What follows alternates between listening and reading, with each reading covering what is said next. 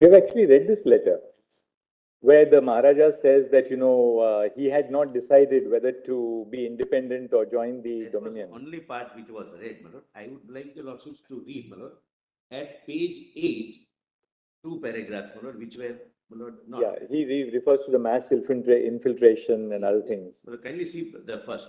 The mass infiltration tribesmen drawn from the distant areas of northwest frontier coming regularly in motor trucks using Manshera Muzaffarabad road and fully armed with up-to-date weapons cannot possibly be done without the knowing of the provincial government of Northwest Frontier Province and the government of Pakistan. In spite of repeated requests made by my government, no attempts have been made to check these raiders or stop them from coming to my state. The Pakistan radio even put out a story that a provisional government has been set up in Kashmir. The people of my state, both the Muslims generally, have taken no part at all. With the conditions obtaining at present in my state and to great emergency of the situation as it exists, I have no option but to ask for help from the Indian Dominion. Naturally, they cannot send the help asked for by me without my state acceding to the Dominion of India. I have accordingly decided to do so, and I attach the instrument of accession for acceptance by your government. The other alternative is to leave my state and my people to freebooters. On this basis, no civilized government can exist or be maintained. The alternative I will never allow to happen as long as I am the ruler of the state and I have life to defend my country. So this letter is taken by Mr. Menon to Sardar Patel, and the Maharaja said that he had instructed his ADC that if Menon comes back, well and good. That means everything is according to plan. Otherwise, he said shoot me when he told his ADC to shoot him dead when he's asleep. He said. He said if he comes back, don't wake him up. Don't wake me up. Otherwise, if he doesn't, then shoot me, because I would not like to be shot by the enemy forces. That was the. That's how, my lord, I'm beautifully sent later, my lord. So long as there is a life in me, I'll defend my people. Now, my lord, I am coming back to page 26, my lord. Yes, now. The second, Lord, this is accepted. The instrument of accession is accepted. Then 27th October 1947. Your lordships have page 27. Yes. Second date, 27 October 47. A Herculean airlift operation of Indian troops was carried out in order to carry out the rescue operations in Jammu and Kashmir, which we continued till 2019. Now it has stopped. Possibly the only provision which is not only mentioned to be temporary, but has been understood by all subsequent parliament to be temporary, has managed to continue for 75 years.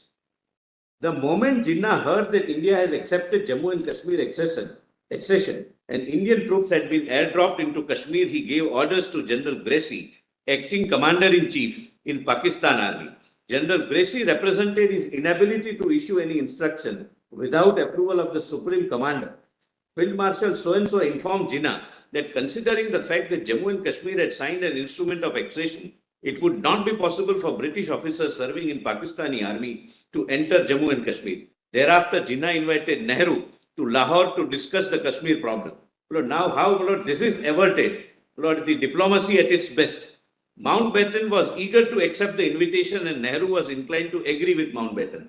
However, Sardar Patel was strongly opposed to the proposition on the ground that Pakistan was the aggressor in this case and India ought not to follow the policy of appeasing the aggressor. As there was a difference of opinion between Nehru and Patel, the matter was referred to Gandhiji. Gandhiji called Nehru, Sardar Patel and Sri Menon to Birla House. During the discussion, it was found that Nehru was running a high fever and his going to Lahore was out of question. It was decided that Lord Mountbatten should go alone. V.P. Menon writes this without any value judgment, without giving his personal views or comments, as a fact as it happened. Sometimes running high fever is also an act of diplomacy. Yes, it is, and it was in this case. Yes. It was a diplomatic illness and it was required in the interest of the country. Absolutely right.